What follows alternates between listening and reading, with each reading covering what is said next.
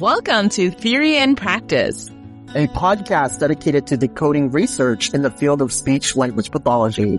This is Sarah. And this is John. We're both SLPs delving into research and equipping you with evidence-based practices and empower you to provide the highest quality care for your clients.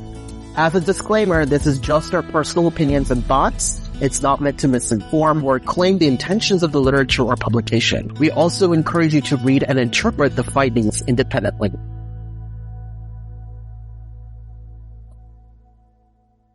Hi, John. Hey, Sarah. How are you? Hanging in there. The school year started, as you know. Oh, you must be very busy. Very busy. Already have outstanding IEPs due. We have evaluations ready to go. We got to hit the ground running, right? Right away. No breaks.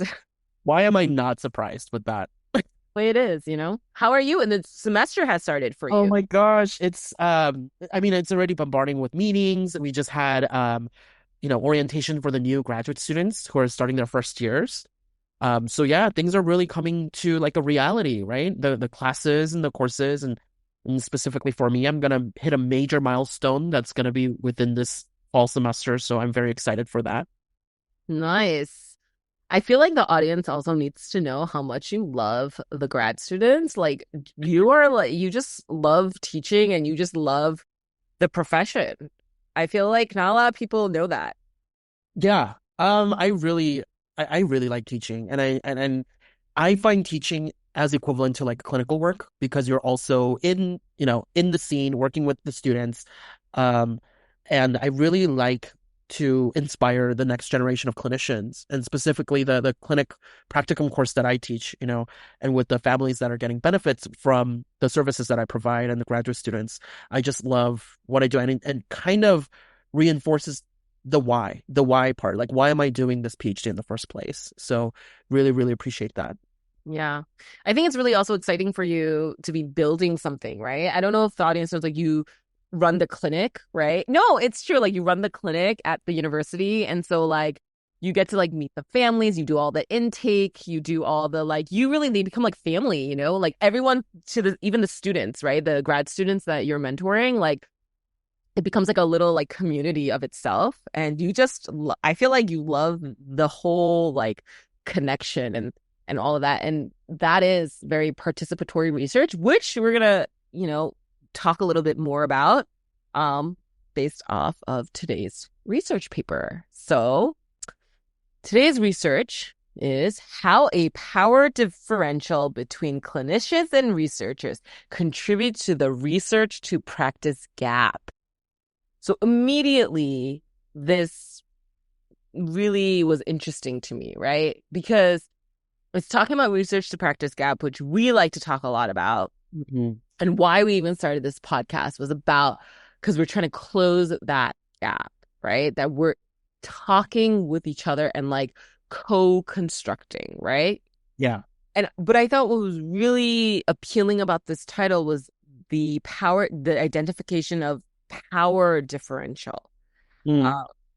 Which is also something I'm really interested about because I think in the last episode we talked about that for IDEA and like how that really impacts like every day, like even unrelated to our field, but like just power differentials that just exist in our society, and how that impacts how we treat other people and really like the benefits that you get or the lack thereof, right? And so I was really super interested in this paper, and so I'm want to talk more about it.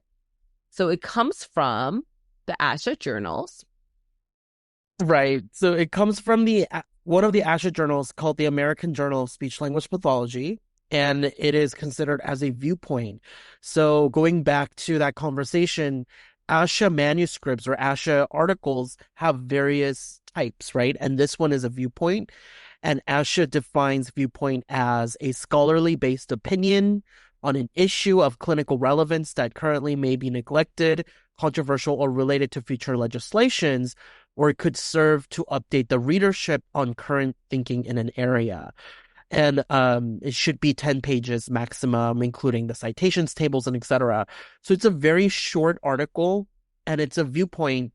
Think of it kind of like somewhat of an opinion piece about what our clinical practice should be um, addressing or should be thinking about. And I think this author really chose the gap between research to practice. And I think one thing that I really appreciate is talking about the difference of power between the researcher and the practitioner, right? And one of the purpose of this article is to mend that power differential through partnerships, research to practice partnership, clinician researcher collaboration. And I think that the nature of research should be more collaboration between the clinician and the researcher. Thus, this podcast, right? Mhm. And Yeah. it also falls in line with like can you also talk about participatory research a little bit? I'm sorry. But like Yeah. just so because I know you and I talk a lot in general, and so like I would be able to like kind of understand um the concept, but like just for our audience to know like that kind of that partnership that you're defining is it's called participatory research, right? Right. Okay. So participatory act.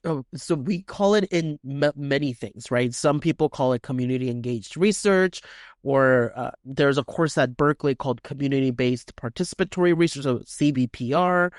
And then our most well-known methodology would be participatory action research. So one thing that is really interesting is the participatory part, right? Whether you bring them from the community, whether you bring them from the classroom, right? Participatory means that the subjects that you are also researching about also does the analysis, also does the also conducts the research together, so that this research, or I should say the knowledge, is co-constructed between the researcher and the research participants. Mm-hmm. Mm-hmm.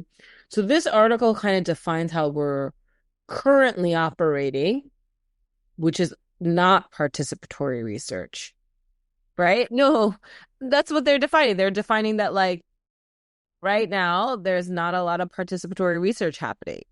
In That's the, the research to practice problem, right? right. It's like because we're not doing enough participatory research. And that they're defining the reasons for why we're not doing participatory research is because of these power differentials that exist. Mm-hmm. Mm-hmm. Okay. So let's just jump right into it. Like, what are the power differentials, right? I think she does a really nice, they do a really nice job. So the article is written by Natalie Douglas, Jacqueline Hinckley, Kate Grunbois, I hope I said that right, Megan Schlepp, Amy Wonka, Jennifer Oshida, and Julie Furstein.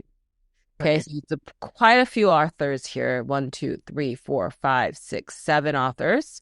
So they define the power differentials here very nicely. It says power differentials exist among groups along intersectional lines of ethnicity, race, class, gender, and ability, to name a few.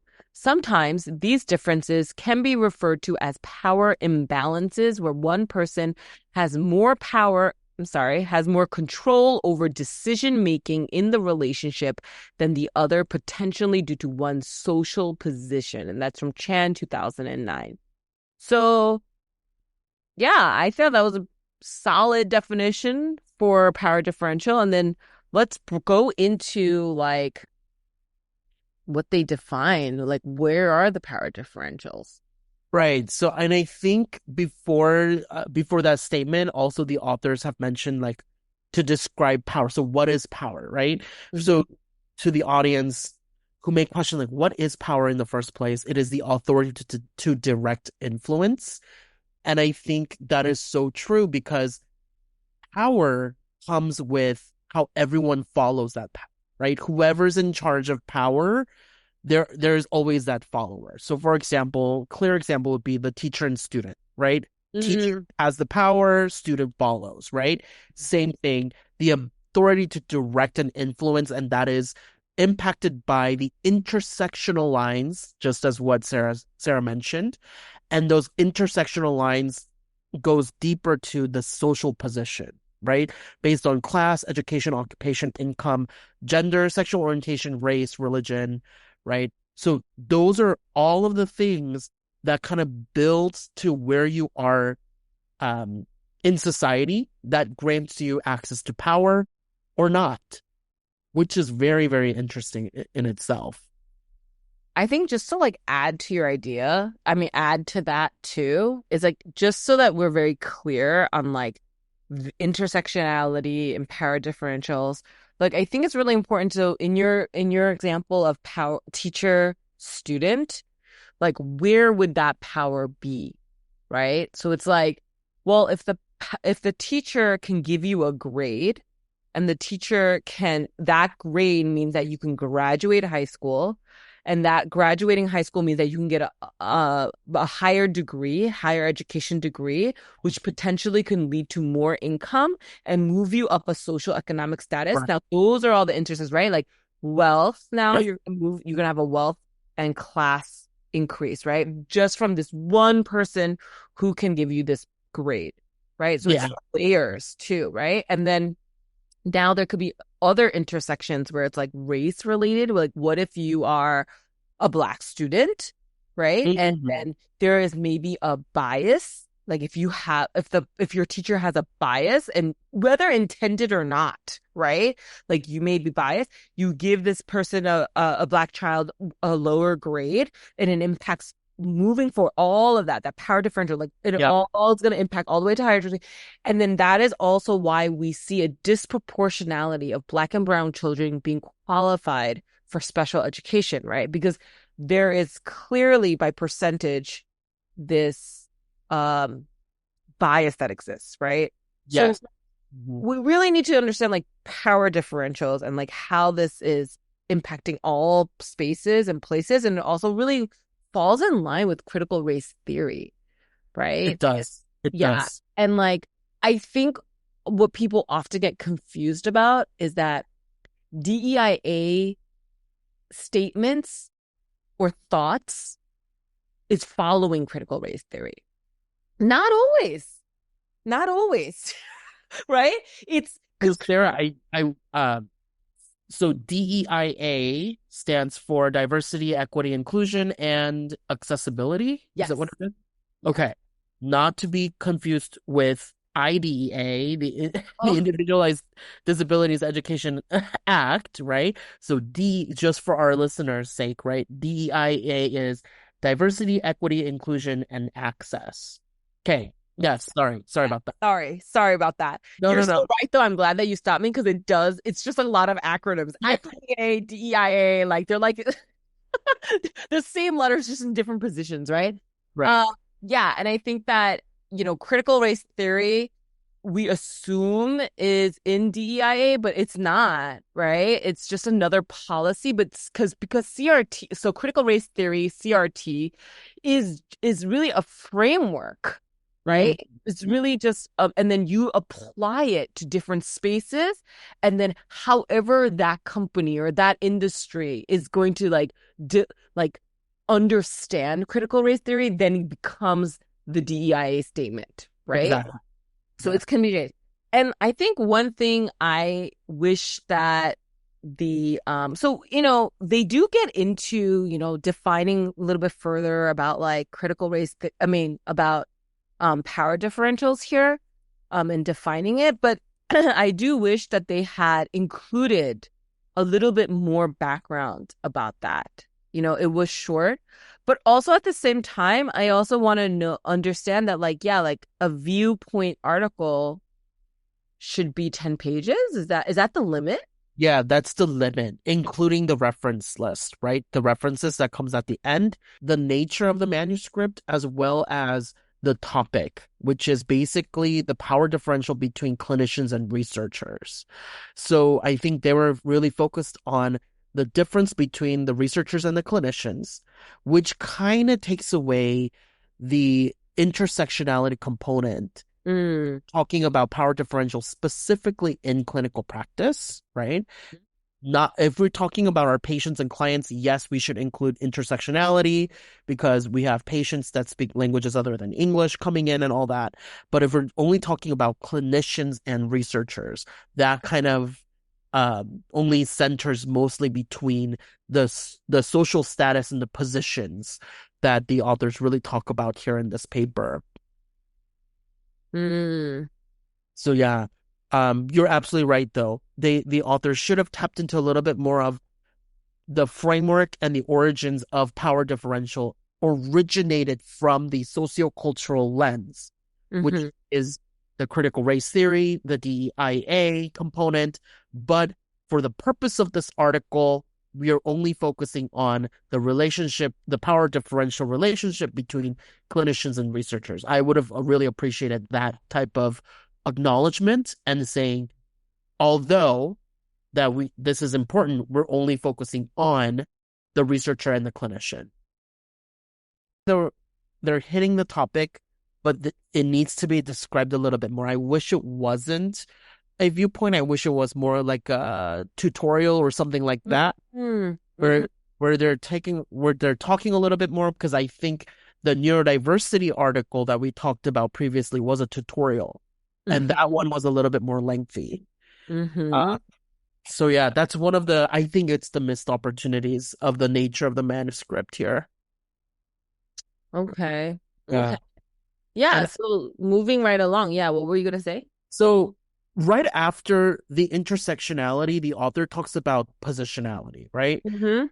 Positionality, the author's right, offers the authority to determine the types of research questions asked the population under study, how results are interpreted, where information is disseminated, and who has the opportunity to train these laboratories. Ellis et al. In 2021. Oh, Ellis et al. Um, 2021, page 2034. So positionality as a researcher means that you have the authority, you have the power to have access to these group of population with these resources at the university and with certain, certain things that clinicians may not have access to generate this knowledge. Mm-hmm. So that's the one thing that really I find very important is like your social position as a researcher, right? Mm-hmm. And that kind of creates the barriers between, right, who has access to this information, how is this knowledge being generated, and who has access to the population, Mm-hmm. right? And that's all in terms of like the social positionality that the authors have talked about here. Like they define further that social positionality, right? In the article. I Like think so, yes. they talk about like the macro influences of power. Is that what you're thinking? So I'm thinking whenever we conduct studies, right, the one thing that I was taught is to always write a positionality statement. Mm-hmm. Is that I am an able-bodied Asian American male, you know, conducting research in da da da da da. By put one's positionality kind of reflects that although this research I had the access to it, I also have to identify myself as with this research, this is who I am, and this is how I am identifying the data. Through that lens, through that position, Right, right? right, Of like an right, able-bodied person. So if you're writing right. about disability studies, right? Like it needs to be clear that like this is from a perspective that is not like lived experience. Correct, correct. Yeah. So that's one thing that I have learned from whenever conducting research or whenever specifically working with vulnerable populations, such as family members of, kids with disabilities, or if I'm interviewing AAC users, I have to always put that kind of like a disclaimer of saying, I am analyzing this as an able-bodied Asian American male who is who will be analyzing this data through this lens, this particular standpoint. Mm-hmm. Yeah. So I really appreciate the definition here about the one's positionality, but also the positionality of the researcher as well. Meaning, I am an able-bodied white, middle class female, or I am an able-bodied middle class Asian, Asian American female. You got to put yourself into that perspective because it will influence how you will also analyze the data and come to the conclusion. Okay. So I think this paper could have been a little bit more edgier if right? A little bit more edgier if they also admit, like, listen, the researchers and the researchers' background can also be included in the positionality.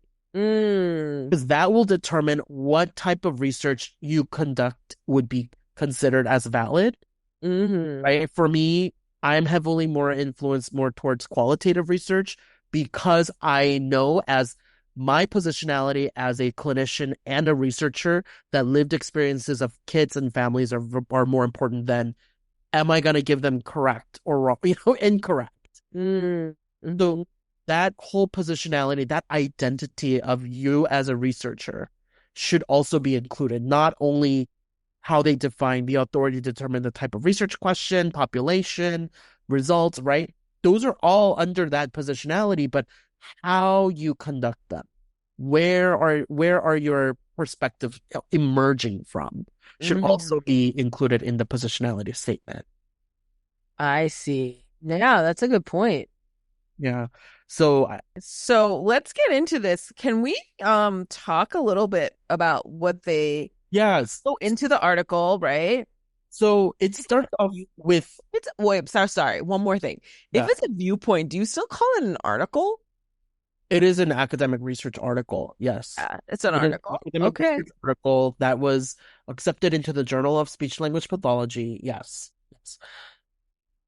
So so the article kind of starts off, what is research, right? Research is traditionally conducted, reinforces systems in which certain terminology, skills, and expertise allow researchers to hold power around the production of knowledge. And that's from Green 2016.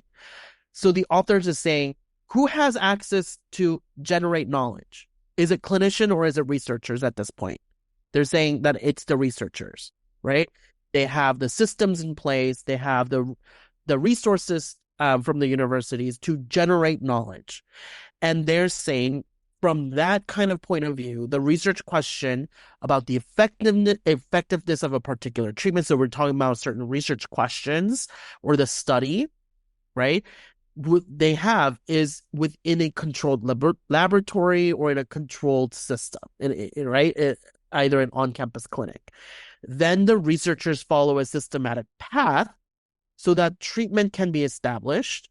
And this path is followed without input from clinicians who will be implementing the treatment in routine clinical settings, perpetuating the researchers holding more power in the relationship and a research to practice gap.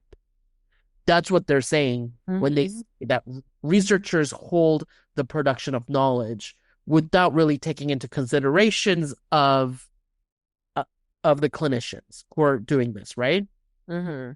With this, that there is an assumption that clinicians have the tools, organizational support, time, resources to appraise the rigor of the research, tailor to the setting, and then implement the practice in their settings. And that's from Donahue 2021 and 2022. And furthermore, this assumes the researcher's original research question is the value and importance of the end users of the research, both the client who receives it and the clinicians who provides it. So there's a lot of missing pieces as how research or the knowledge is being generated here, right? It seems like the researcher has the question and they would conduct it in a very controlled setting. Mm-hmm. And the most important thing is that while they're doing this, clinicians were not even consulted. And then here's the outcome. And then the researchers would assume that the clinicians would have everything that I have access to replicate the study and to get the same outcome that I have. Well, here's the question though. Is that what researchers think? Is the intention of So it depends on which type of researchers, right? If I'm coming from that lens, I'm like, probably not. I'll probably need to research clinicians. I'll probably need to interview family members, right? Hmm. No, but I mean, like, when researchers write a research paper, are they thinking that, like, we're gonna do it exactly the way that they are prescribing? Like, or are they just trying to, like, I don't know if their expectation, like, I don't know if researchers' expectation is that, like, me as a clinician is now gonna do exactly the same, like, methods, you know? Hmm. Like, is that really the intention of researchers, that they think that we're gonna now use this, do it exactly the same way? I mean, that's what we hope. That's why we go deep into the methods, right? We describe what the methods look like. But for me specifically, I don't think researchers write with how the clinicians would conduct conduct their sessions. We just Yeah. write it because we want to be very transparent on how this research is done. And then there's this whole thought of evidence-based practice where where somebody reads my manuscript and replicates it, the result needs to be the same, Hmm. right? It, that includes the criteria measures, though, Correct. right? Like, Correct. who did you recruit to, right? And so, yeah, I guess, like, but I don't even think researchers are even thinking that. I don't know. I don't know if they are or they're not, but I don't think researchers are like, yeah, like, my clinicians are going to read this and they're going to pump it out exactly the same. Like, I think that they're pumping it out to give us some information about what they found from this. Remember, we talked about that in the first episode, that, like, when we read a research, that it's just a little sample size, right? That it's not this sweeping us now, like, end all conclusive end, right? Like, it's just a snapshot. That's what you called it, I believe, in episode one. You called it, Yeah. like, just a Yeah. snapshot. Yeah. So I'm interested to know, like, I don't know. I don't feel like that's what researchers are really thinking, though, right? That we're gonna really redo it again. But I do still agree that, sure, researchers are often doing these, like, very unique type of connecting, like, they're picking a very specific group of people, meeting a specific type of criteria, using with tools that I will not have access to, right? Hmm. And Hmm. so when they did their research, it's with all of these things that I will not have.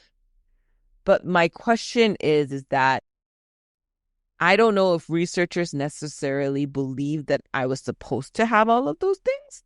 And I don't think that I took it as, when I read it, now I can do it too.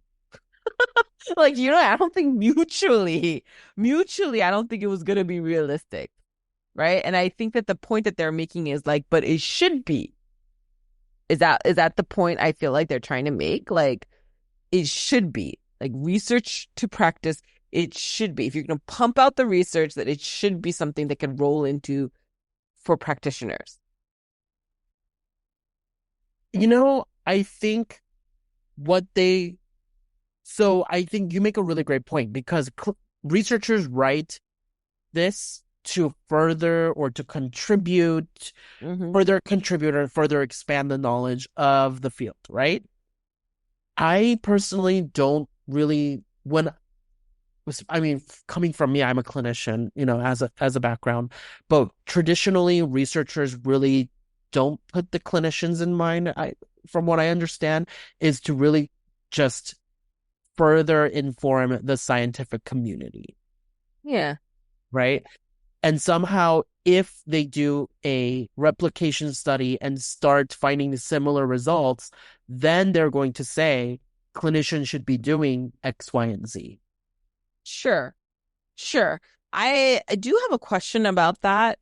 Maybe I should hold it to the end, because it's kind of not relevant, but you also make a good point about, like, replicating, right? Yes, replicating Uh, this one. yeah, and I'm like, I don't, like, do researchers even replicate?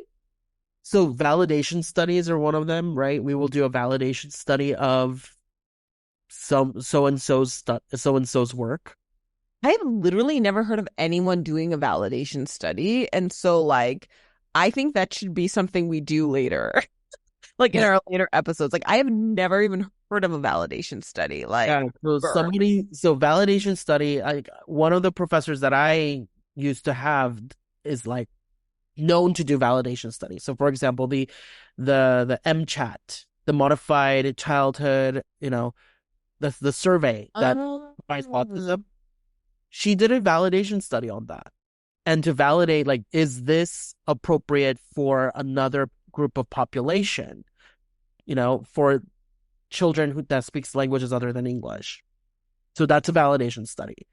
So, and if we publish that, then you can say, oh, yes, a validation study done by da da da da da validates this type of tool, and we were able to find similar results. So validation studies are out there to validate that if I replicate this again, done by different people, do I find the same result? If so, what should clinicians do at that point? hmm. So, Interesting.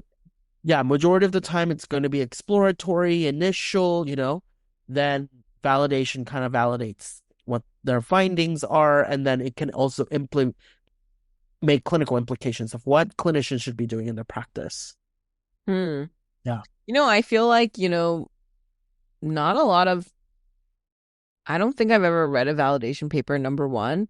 And number two, I don't think that as a practitioner, I'm even looking for validation studies. I'm just reading the research no, for real though, right? Like I'm just, No, no, no. Yeah, yeah. Guilty yeah, for right. Like I'm just reading the research and being like, yeah, this worked for like Down syndrome kids. And then maybe my kid isn't Down syndrome, but it sounds interesting. Let's just try it. Right? And I think as clinicians, right? I mean, when I was working as a clinician, I mean, I still do. I just go onto the Asha website just to find answers and that's it, right? Yeah. I don't care if it's a validation study. I don't like, what did the research say? If the research said this, then I'm going to try it. Yeah. Yeah. Like I look at it as like just like a search engine, right? Like because you don't have answers, right? And so you're just looking for answers to help your students and like clients. And so like that's part of it. Okay, but anyway, moving on. That was an interesting tidbit there. We should do a validation study in the future. But but moving forward in this paper, that is like kind of what they're talking about, that there's this gap between researchers and practitioners and clinicians feel like they're not even included in the research questions. Yes. And then they do break it up, right, John? Like the difference of power here. Yeah. The one thing that I appreciate about this paper is that how it was differentiated by using the micro, meso, and macro levels, right? So if we're thinking about these social circles, right? A Bronfenbrenner's social ecology framework, right?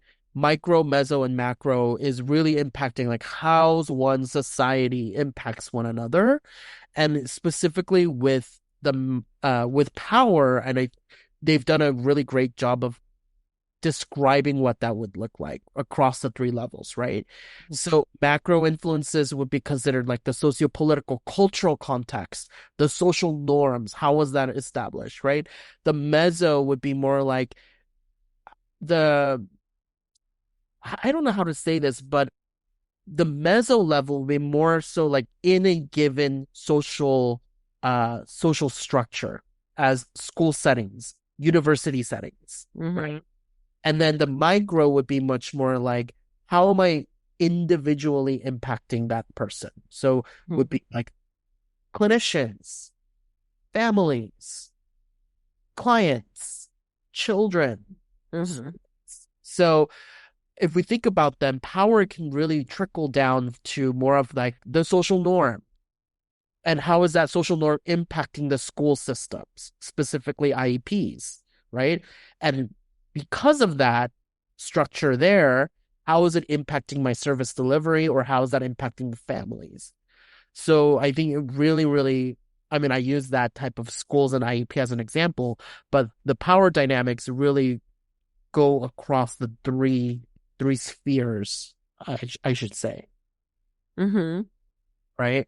So in macro influences, specifically in this paper about clinician and their a clinician and researcher, they're saying that the historical power imbalance or the cultural factors, meaning the social norms, is that there is a difference between researcher and clinician differential, right? Researcher, producer of knowledge. Clinician blindly just follows what the knowledge says.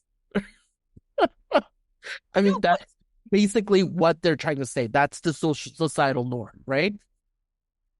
but the thing is, though, is that like, is that what clinicians are doing? Like, that is the premise that they are making, that yes, like researchers are pumping out everything and they're like this, you know, they have the highest level of power because they're pumping out the knowledge. And then kind of clinicians are required to blindly follow. Like, that is not necessarily true, right? Because as clinicians and you're doing EBP does look for um, clinical judgment, clinical experience, and the research. So Mm-hmm. research is only just like one prong of the three, right? And so is that really what's happening? That clinicians are just adhering to everything that the research is saying? Like, I don't know if that is true. And also, I think just to when I read the paper here at this, there's very limited citations or like cross references to that, right? Of that, like, and I'm not really one to be a stickler about that. Like, really, usually I'm not. But the example that they gave was from Sang et al. 2017. And, it was talking about we invite readers into a dialogue on how we can collectively democratize the evidence movement in education. Many initiatives have been driven by top-down forces and imperatives with too little attention provided to the perspectives, expertise, and diversity of people who are concerned with education. All too often, teachers have perceived evidence-based policies as something done to them rather than with them. So that was like maybe the only citation that they're using here to say that, clinicians are blindly following, like adhering to all the research here. Mm-hmm. And Mm-hmm. I don't I don't know, like I need to see more context from this Sang et al. Paper because I think there is also a big difference between the claim of like clinicians SLPs adhering to researchers is not the same as teachers who adhere to educational policies, right? Like IDEA is a policy, and teachers feel like they weren't included in that, right? Development of that or something, Mm-hmm. right? Mm-hmm. Or Common Core Standards is a policy, and then like teachers don't feel like they were included in that, right? But I would still need to know a little bit more about Sang et al. Because when teachers felt like they weren't included in all of that, like they just felt that way personally, but was that really the truth? When those policies were developed, did they or did they not include teacher voices? Mm-hmm. You get what I'm saying? Like teachers not Yeah. feeling like they were included versus it actually were they were not included, right? And the same thing with research that they're claiming. SLPs are clinicians are just adhering to the research and they don't feel like they've been included. Like, is that even true? Like, I don't know. Mm-hmm. Like, do you know? Because the research that I had read from our very first episode, season one, it doesn't sound like very many clinicians are reading research anyway, right? Like, Right, right, right. No, that's a very valid point, right? So it kind of it kind of have a different stance to is there really even a power differential between clinicians and researchers if clinicians aren't even reading the research, right? That was the first episode of that Yeah. VP episode. It was like a huge sample size. It was like 889. Right. It was a survey, and like they weren't a large percentage were not reading the research. And if they were only reading ASHA journals. And Hmm. the people who are oftentimes reading the ASHA journal, who are even reading EBP, were either very newly graduated, right? They're not seasoned, I think. I forgot the term that they used. It was like Early career professional. early Yeah, yeah. career. Yes. Right? So like I believe so. Yeah. that paper really clearly defined things though, right? They were like, here's a survey, here's what the percentage was. Here, and they could be very specific about it too, where they were like early careers and exactly what they were reading Yeah. mostly. You know what I mean? It was like clear definitions in that sense. Although like, we talked about that there were some limitations to that as well, right? Like we're not really that sure because they didn't really clean up the data enough to define it for sure. But regardless, um, here in this paper, I didn't hear that. I didn't feel like there was a strong enough case of that.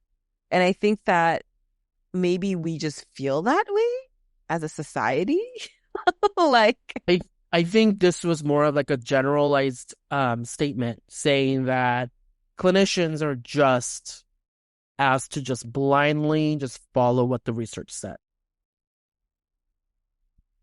And who has the higher power. yeah, who has the higher power to generate knowledge? Researchers.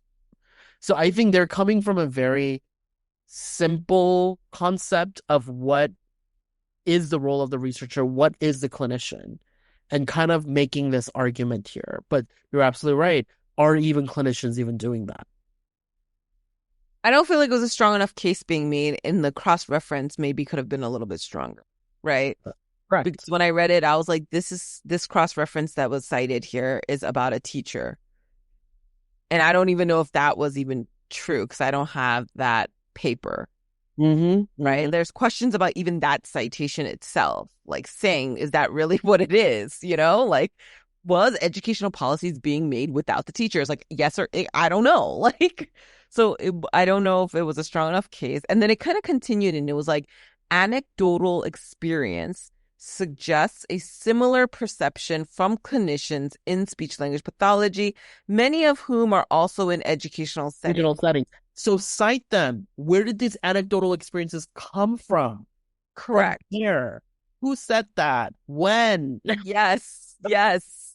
I would like to see, and I get it that it was a viewpoint, but it was very loose, it was a very loose, like sweeping assumption there. Yeah. And so that's another question I have for you about viewpoint articles, John. And I hate making you the expert, but you kind of are, right? And so you kind of have to be here in this space because again, like research is not often taught and how to decipher it and the different types of research. That's not really taught in master's programs, right? Like, I think I think that's one of the shortcomings of our SLP training in general. I'm just gonna make a general statement. I'm not attacking any particular SLP graduate programs right now, but in general, SLP programs, right, master's programs, we're teaching our graduate students how to become clinicians. Meaning, do we know how to conduct the Goldman-Verstow? Do we know how to conduct the Castle? Do we know how to conduct the PLS-5? And do we know how to write the report? Right? Not a lot of attention is given to when we give this article, how are we going to decipher it, right? There is the research methods course, right? That does there is the research methods course in graduate level, but it's more about how is research being done rather than how are we consuming this? How are we applying this into practice? I so find that part needs to be more emphasized. Yeah. in this article, right? Because what you are defining right now is the power differential. Isn't that so? Like, that's a power differential because you, as the researcher, has this knowledge that I don't have. Do you see, as the clinician, as a practitioner? So even if we're both consuming the same research, how you interpret it versus how I interpret it will be different. Right. Why is that? Is because of the knowledge and like the privilege. It's privilege, right? Like the privilege that you had to get that knowledge and that background versus me who did not get that. So that Mhm. you will be a better like practitioner. So I feel like that's the power differential that could have also been included here. Um, in discussing, right? Like, well, maybe, but also maybe that's just my personal opinion, and that could be my own personal viewpoint. So, but I do feel like, what you're defining there is like this gatekeeping of knowledge, right? Up to a certain point, yes, it And I is. also want to say, like, most SLP programs are only 2 years, and ASHA's like standards to be an accredited program is stringent. It is very detailed. Like you have to be competent in a lot of different areas. So to cover all of those competencies in 2 years is very short. Um, Is very short, is very intense. So mhm. while you're learning all those, the ASHA calls it the big nine areas, right? Mhm. Specifically, those areas can get very complex, like dysphagia, right? Aphasia. From that point, it can get really easy to like articulation and early intervention, right? So we're having this broad range of skills being taught in 2 years. And the one thing that I personally wish that they could add a little bit more in general, I'm not attacking any programs, but in general would be like, if we're reading an ASHA research article, what are some of the things that we should be looking for? What are some of the questions that we should ask? I don't think that part is being really deciphered in the program in general. Mhm. Yeah. Unless you do like a PhD program and then they'll tell you, you know? Yes. It's like a club. Like once you get accepted, like this is what we're gonna do. Yeah, no, so you're pointing out another intersection, right? Of Yeah. like privilege, of like you now have to pay more money unless it's a funded program, right? To Yeah. get access to that information. There Hmm. is nowhere that you're going to be able to learn about how to read research outside of a PhD program. I don't know anywhere else that's going to teach something like that. Yeah. Like in detail, like you had taught me about like what is it? Oh, Epis epistemology. Yeah, epistemology. epistemology. Remember that? And I'm like, yeah, like no way. Like, and the differences between note versus viewpoint versus tutorial, like, come on, like, anyway, so that being the case, so this is the paper. I want to just bring us back to the paper, okay? And then they go like, you know, they do talk about cultural norms, right?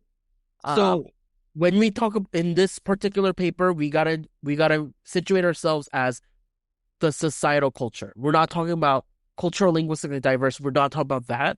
mhm. Cultural norm at the macro level is that the researchers are the producers of knowledge for clinicians to consume. That's what they're saying. That That's the culture. that is the culture, right? So they're saying that in the macro level, the norm is that the researchers are the producers of knowledge Hmm. and clinicians are not. That's what they're saying here. That's the norm. But again, like the evidence proving that and cited here is not a very strong case. I mean, we just have to give a shout out to our colleagues, right? Grand Boys. I mean, they definitely said, right? Can also be highlighted by a disclaimer published as a part of a clinician-based podcast aiming to disseminate evidence-based practice to clinicians. We are not PhDs, but we do research our materials. Now, as a means of informing the audience that clinicians are disseminating knowledge through a podcast publication. So maybe that's exactly what we're doing here, but the level of research is very different. Are you producing knowledge or are you looking up the knowledge to disseminate? It's different. It's different. It's different. Yeah. All right. So that was the macro level. And now, like, Sorry. what? Okay. I mean, We're it was just moving. like, We here's another question. When I think about macro level, like, just to say something, like when I think about the macro level, I am thinking about like society. Like, exactly. clearly, our society said that there's one that's an expert and the other is not, right? Like that's the vibes, right? Like if you meet someone who has a who's a professor, if you meet like a medical doctor, we're like, these people are the experts. I mean, let's be real. If we go to ASHA conventions, Hmm. clinicians are showing up to whose talks, Exactly. right? Right.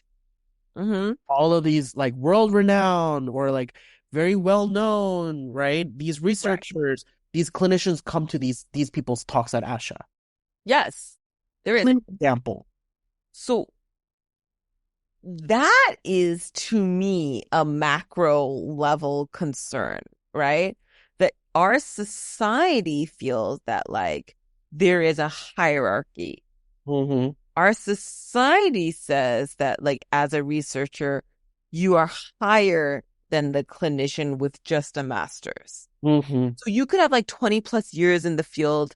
You have really good clinical judgment, excellent clinical experience, like wide variety of like work experience doing this, but you are considered an expert too, but not as much as maybe somebody who's like even just a first year, you know, right, PhD, Yeah.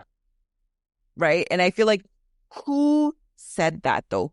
Who created that hierarchy? Right?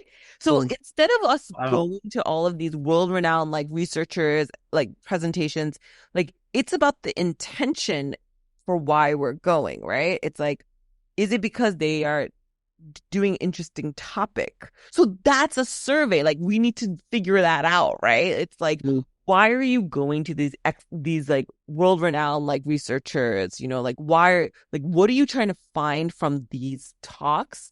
Like, is it just as valuable as this person with 20 years? Like, we never ask these questions to clinicians, Mm-hmm. Mm-hmm. And right?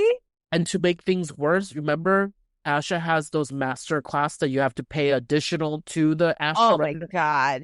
right? So so like things like that, I'm like, that's the reason, like again, the society kind of like situates and reinforces that kind of a thing, right? Compared to I'm a clinician with 20, 30 years of experience. Who are you going to take more value to, right?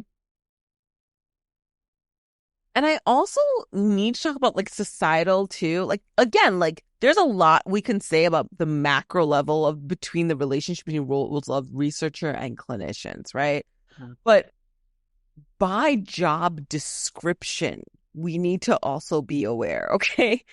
Your job, John, now that you are a PhD, you better get the university some grant money. You better get some like recruitment of students by having some good research pumped out to be appealing to the masses, to have grad students apply to your university. There is a lot, you have to go to conferences to present your research nationally and sometimes globally, right? Like Isaac, for example, Yeah. right? Like this is a job description. My job description is write the evaluations, make good clinical judgments, do the intervention. I want to see data that demonstrates improvement. Mm. Okay. That's my job description. It has no relationship to like go to conferences, further the knowledge. So like that is, naturally because the job description is different. I'm not even at the conference to present, John. Does that make sense? Like, you are like routinely having to go to conferences, and therefore that's why you're even presenting, right? I wouldn't even apply. Why would I even apply? It's not part of my job description. Like, what Right. value do I have to do it? Nothing is at stake for me to have to do that. The only reason why I could see anyone who is doing this master's thing is because they feel like they have a message that they strongly feel like the world needs to know. I could see a master's level SLP doing something like that, right? Like that's what I'm doing this coming Asha. Like I'm presenting because it was like a strong message that we were like, oh, we really discovered this. Let me show you our viewpoint, right? Yeah. Yeah. But a second reason could be like status, bro. It's status. What we're talking about here is status. And like, Mm, why is status so important to our society that has now infiltrated the researcher and clinician to kind of almost be pitting against each other or like creating this like hierarchy? hmm This is like a status thing. Yeah. And so, I wish we talked a little bit more about that here, but I feel like it was lacking. I wish that there was more, or maybe I wish they had illustrated what their case was here a little bit stronger. Yes. Agreed. Definitely agree about that. Yeah. Um, I don't know. Should we talk about the meso and the micro? Because I think this whole macro situation kind of addresses the meso and the micro altogether. Uh, I mean, just for the definition, the sake of the meso is the influences of power in participatory research include workings of the research teams, right? Factors related to joint decision making, consensus building, who benefits from participating in the research, and how they benefit uh, are considered at this level. So basically, we're talking about going into a little bit deeper now as who are the members in the research team and how are the decisions made, right? So when we're talking about participatory research, like I said, we want to have our participants to be also be involved in the research process. So within that dynamic, who is making the final say? Who is making the decision? Who is making the methodology co-constructively? So that's one thing that they were also talking about, right? Yeah, but again, they do not define if that is truly happening, I mean, right? it's a very so the field itself is very I would definitely say it really depends on who your participants are, right? So in, for instance, CBPR, community-based participatory research, they always say that the research questions or the research issue should be coming from the community. So does that mean I, John Kim, as a researcher, should be just waiting until the community comes to me? Yeah. So that's another logistical question that I have. Like the intention of the method is really community based, meaning the community members are coming to you because they have a question that you can help us solve. But when does that really like do the community members even know to go out to come to you? That's my other thing too. See, now that's a power differential to me, right? It is. It is It's a an power difference. access method. They don't even know that there's access to you, Yeah. Yeah. right? And then for me, do I just twiddle my thumb and wait until the community comes? Or do I inject myself in the community? Like that's another power thing too, from the researcher's perspective, right? Mhm. Do I just insert myself into this community and then identify the problem? Or do I wait until the community comes to me? Do the community even know that I exist? I don't know. Yeah. Yeah, access.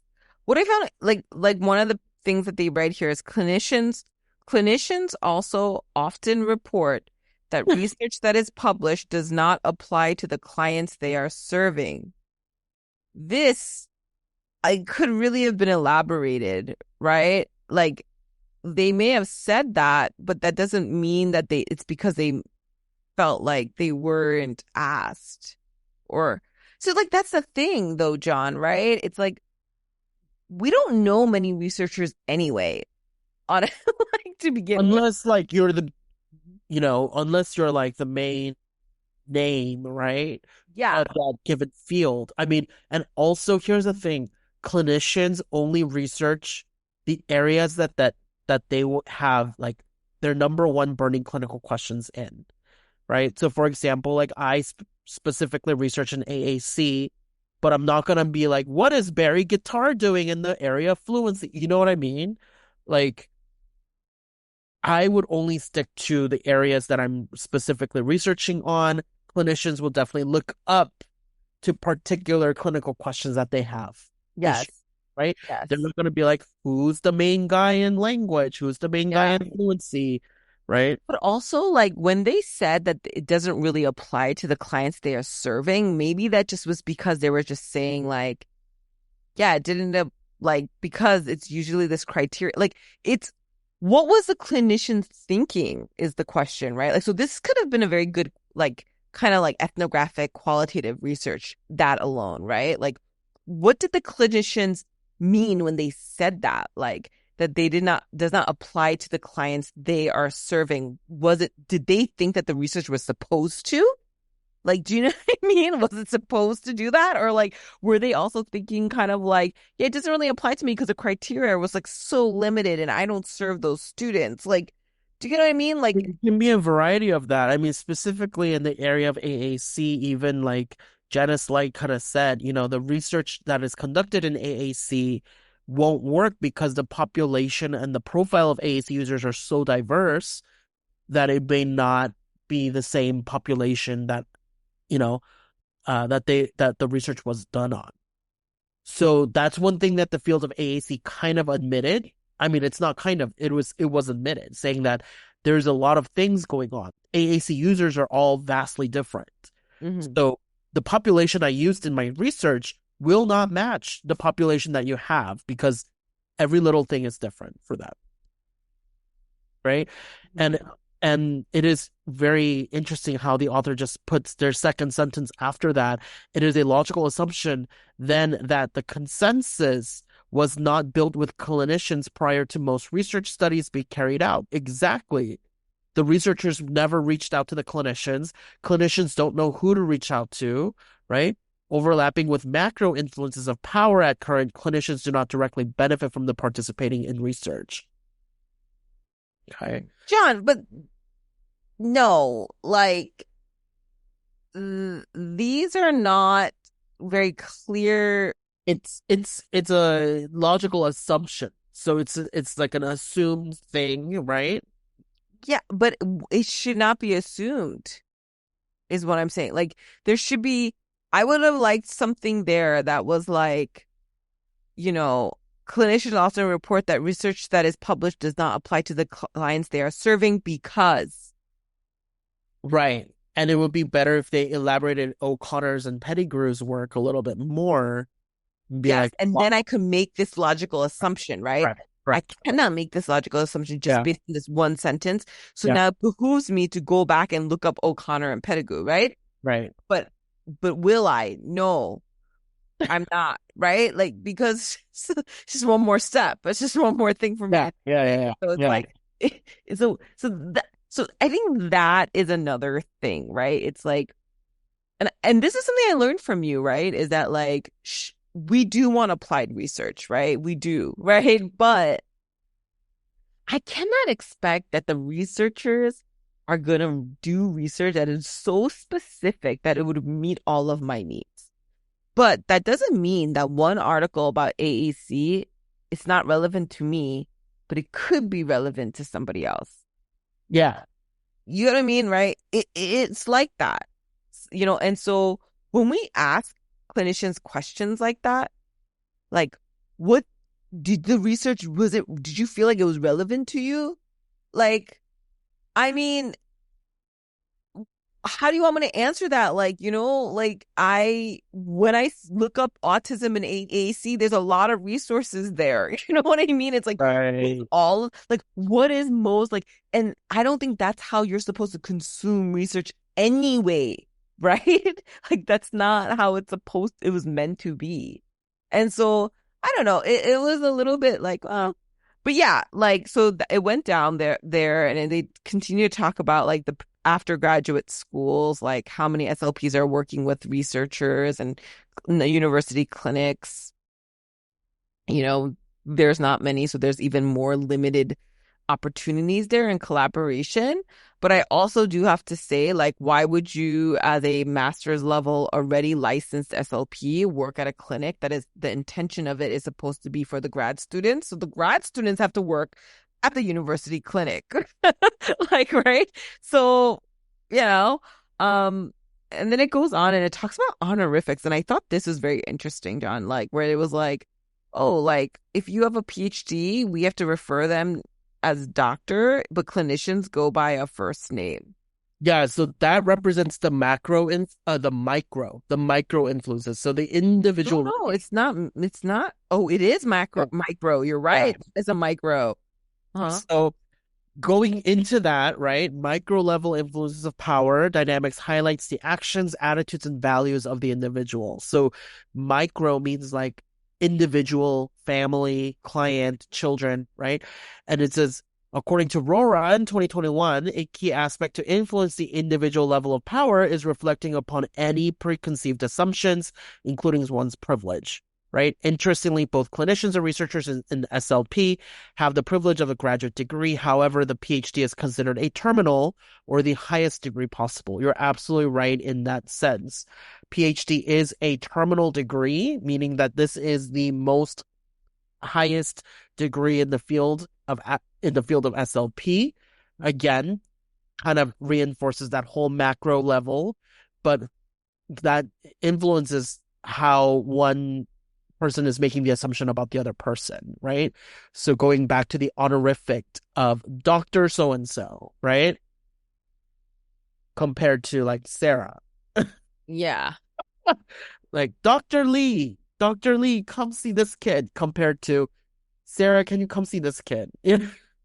So here's the thing, like using terms like doctor, or Professor, yeah. professor, right? Yeah. Like it does have like it's elitist, right? It can give some elitist vibes for sure, but also like it's how we perceive it, right? And again, that's at a macro level. Like, why does our society perceive that as like more elite, right? Like, where, how do we think of status? Mm-hmm. Right? And even if this was the case, like certainly in my experience, I never like I had professors who felt like if I referred to them by doctor so and so, like they didn't correct me or they just like let it go. But then I did also have professors who was just like, no, just call me Steve. Yeah. Or, Yes. or they'll do this thing where like I'll write them an email that's like Dr. like Kim, right? And then Yeah. like when they respond, they end their emails with John. Yeah. Yes. And, Yeah. and they keep doing that, right? They keep doing that. And it's like a passive way to be like, just call me John. Yeah. My name. I don't, it's a little awkward when you call me Dr. Kim, you know? Yeah. Yeah. Um, so again, like it would be good for them to give me more solid evidence. But again, John, like because this is a viewpoint, I think that's why it's like this. So I mean, I've seen viewpoint articles that are more like cited. I feel like this. So again, power differential is not a topic that a lot of SLPs or the other journals have been really looking into that much, right? So I don't think that they're able to cite as much in the field. So that way they went outside, right? So for example, like Chan, that's not even the ASHA journal. That's from the Journal of School Violence. So they Mhm. had to outsource their information and kind of like create this argument, which I kind of see them as very uh see I view that very highly because sometimes the field don't have a lot of information about that. It's true, but then I feel like we could have used a different outside source too. Or done a little bit, unpack that a little bit more to have a clear description of what that would be. I do feel that way.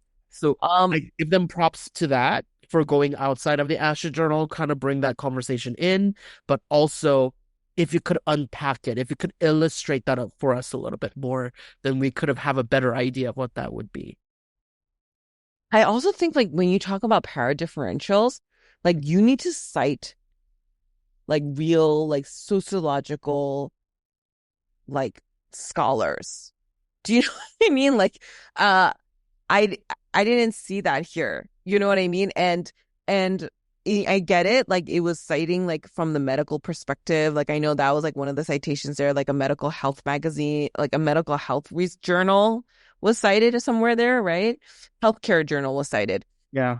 I think that they probably unpacked it there, but it just wasn't. I just felt like it could have been a little bit of a stronger case overall with more sources, um, other than like Wora and Chan. Those were like the two that was frequently cited. Yeah. I think it would be like I definitely agree with you there that that a sociocultural or ratiolinguistics path would be a lot more of a stronger case because power differentials are kind of housed in that area.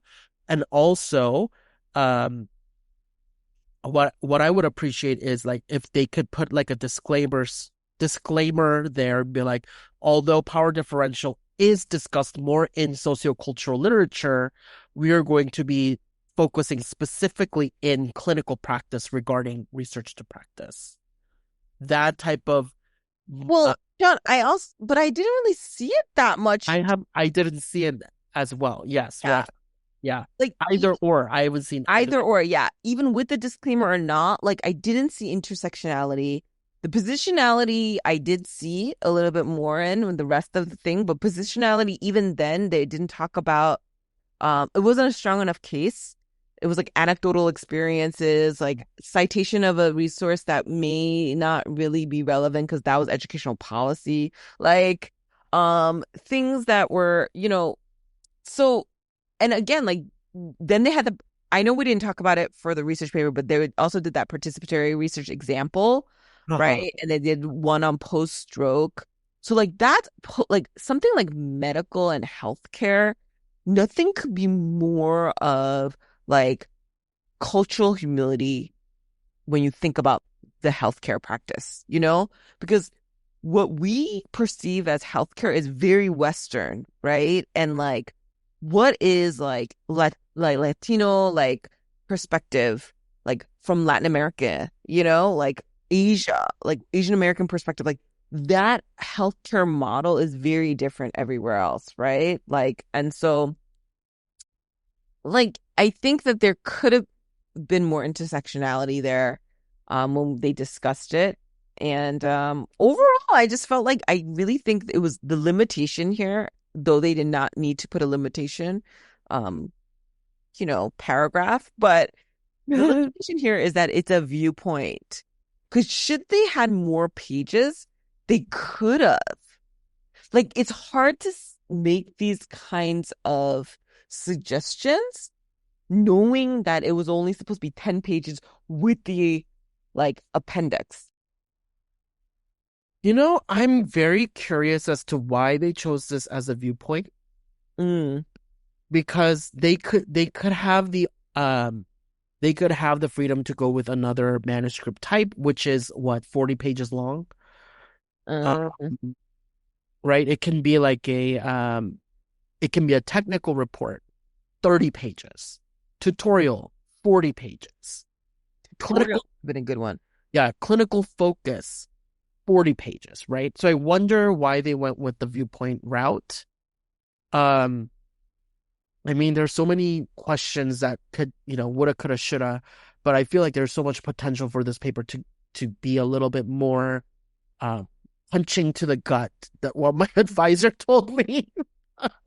Punching to the gut, really going into culture and linguistic diversity, sociocultural, ratiolinguistics. There's a lot to unpack there in terms of, power differentials.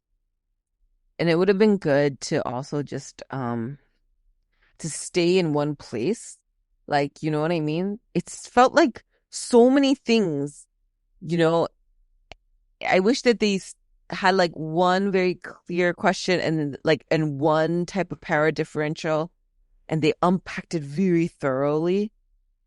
You know what I mean? Like they defined it in three different levels, but it was so overarching each level of power, right? The macro, the micro, right? Right. Like so it's just like They too could much. choose what level and then kind of unpacked it, you know? Yeah. Yeah, yeah. I think that would have been like more helpful because I left it, with more questions than I felt like I had answers to, right? But And isn't that the nature of our podcast is to generate more questions and find a solution? I know there's never a solution at the end of our podcast, and this is just another example of that.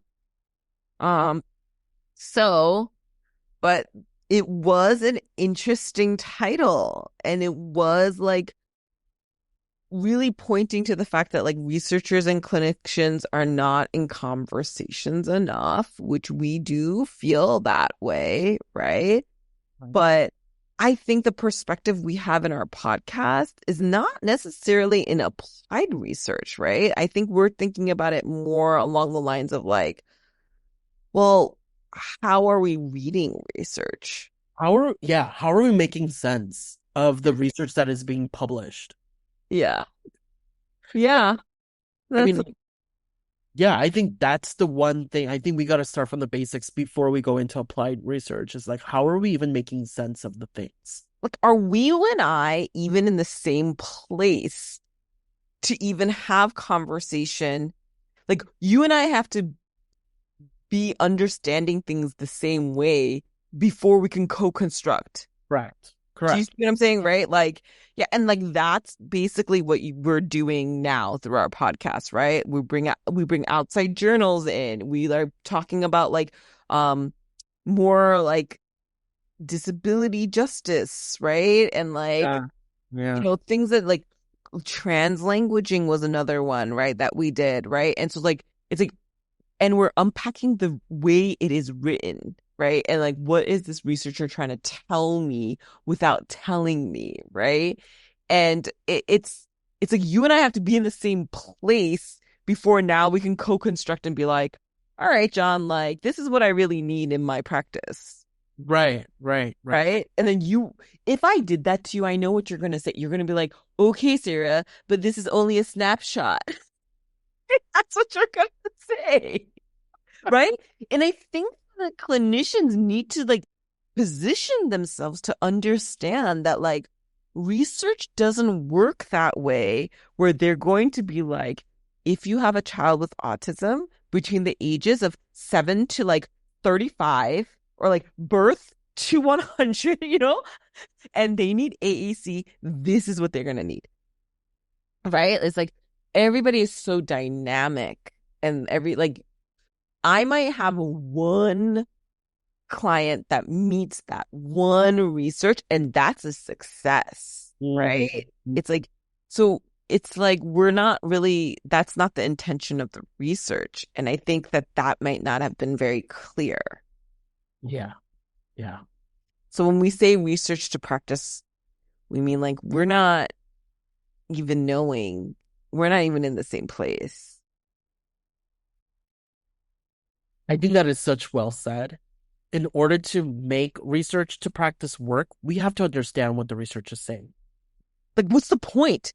Right? Because I thought the point of the research was to help me, but that's not the point. That isn't the point.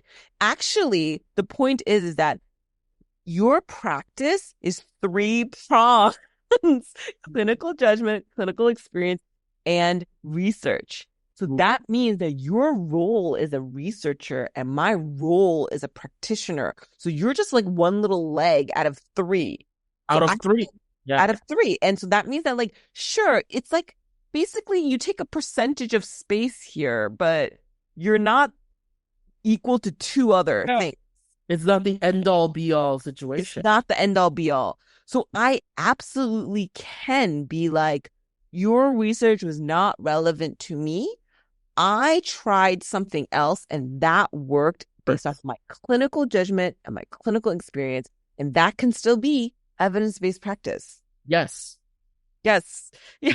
So, and it's not a status thing where like, because you have this terminal degree and because now you are like the highest level and the expert, according to like Buchelman, right? Like I'm an AAC expert because like I have clinical judgment and clinical experience. He said that in his book, right? Right. Like you are already an expert if you are an SLP working with children who need AAC. You're already the expert here. Right. And so it's like, actually, you and I are both experts, just in different roles. Yeah. And at different capacities. Absolutely. At different capacities. Yeah. Yeah. Right. Because what you do, not only as a researcher, John, is you're a professor. So you're also training new SLPs. Right. But we know when they launch, I catch them as CFs. Right? So it's actually, do you hear what I'm trying to say? Like, actually, you and I, like, it's the same. It's a different title. But our society made it this way because we're obsessed with status.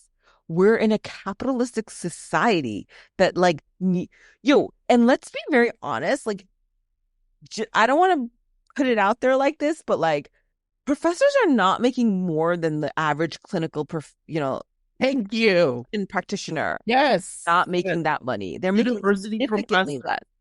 significantly less, right? And like you and I both are getting the same pension. Like if I were still in California, we would both be in CalSTRS, right? Right. It's the same thing. And it's like you would be making significantly less. So it's not about status, about money, right? It's the status of the label. And that is a society issue. And that's a macro level if they really want to talk about it. And it's not just in our clinical practice, right? We feel the status in like other ways, like money, like, like you have a house and, how you live. That's a status symbol, like all of that, like what car you drive, that's a status thing, right? Like, so your education, your wealth, your position, job position, right? If you were a CEO, if you were not even a doctor, like a doctoral student, or a professor or a PhD, right? Like, but you were like a CEO of a company and you had a high school degree, you still gain status, right? Oh, my goodness. Yes. Right? And so it's like, this is a society issue that we like to create hierarchies. We know that about race as well. Race. Like we love to make social construct. Race is a social construct. You're absolutely right. And we made this hierarchy, and because now that hierarchy, what is the impact from that hierarchy? Right? But we haven't dismantled the hierarchy of like elitist thought processes. And I'm so sorry to say, some people are so bought into that. They are. They're bought into it. Yes, we're all bought into it. We're all like enmeshed in it, right? Yeah. Every day we're like we don't even know the bias we even have, and that's why we have to constantly be like doing the work of checking that, right? Of questioning that within ourselves, and like, and so I feel like all of that that's the power differential. Yes. Right? Like get like information, who gets what information and who doesn't, who's an expert, who isn't, But anyway, that's a good one. Well, thank you so much for, actually, I just want to admit that this was Sarah's choosing. Sarah actually found this really amazing article on power differential, and it created this huge conversation. So thank you so much, Sarah, for doing this. Truly appreciate you. No, really. I'm like, why are you saying that? No, I want everyone to know. You see what John is trying to do? He's trying to give me power. Absolutely. And I'm like, but I don't want it. I don't know what we're doing.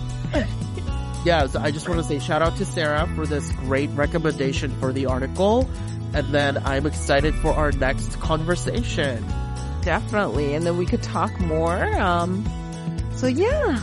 Well, thank you, John, for today, for unpacking the research as per usual. And I'll see you guys next time. Bye. Bye.